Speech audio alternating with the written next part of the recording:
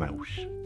Hijab est un échange entre plusieurs femmes voilées discutant de leurs conditions de femmes voilées en France et des discriminations qu'elles subissent au quotidien. Elle dénonce la récupération politique de l'extrême droite qui en fait un combat principal dans leur agenda politique identitaire.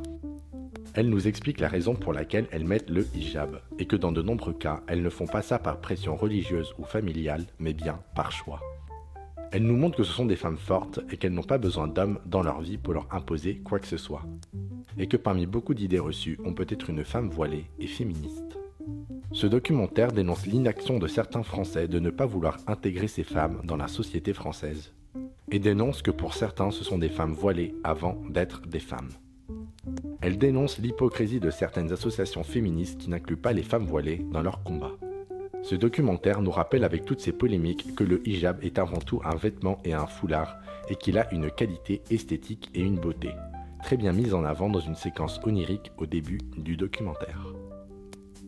Le prochain court-métrage documentaire dont j'ai envie de vous parler est L'été au village de Don Carmelo Nicolosi. L'été au village suit une bande de jeunes dans un petit village de campagne au sud de la France en plein été. Et nous allons suivre leurs différentes activités au cours de l'été. Ce documentaire est une déclaration d'amour au petit village de campagne français, des lieux avec l'idée reçue qu'il ne se passe pas grand-chose, mais où malgré tout, les habitants essayent de faire vivre ces lieux, et nous montrent différentes facettes de ces campagnes, où il peut régner calme et tranquillité, comme agitation et conflit.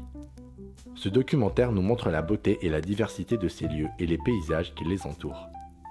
Elle montre l'abandon progressif de l'État et de ses habitants au cours des années, avec des maisons laissées à l'abandon où la nature a repris ses droits. C'est une représentation du quotidien qui peut être dur pour certains jeunes qui rêvent d'aventure et de ville.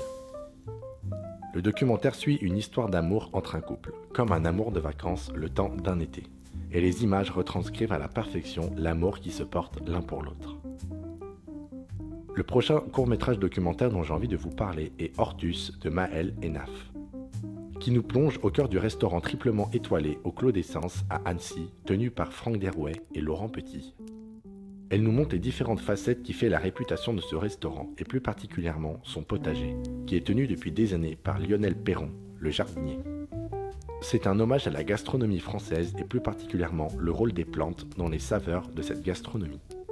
Sur comment la nature est liée à la cuisine et de retrouver cette connexion qui s'est perdue avec le temps, avec l'idée de se reconnecter avec celle-ci.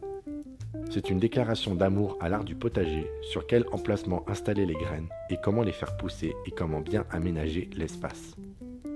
C'est une dénonciation de certains dommages qu'a causé la société capitaliste sur l'art de la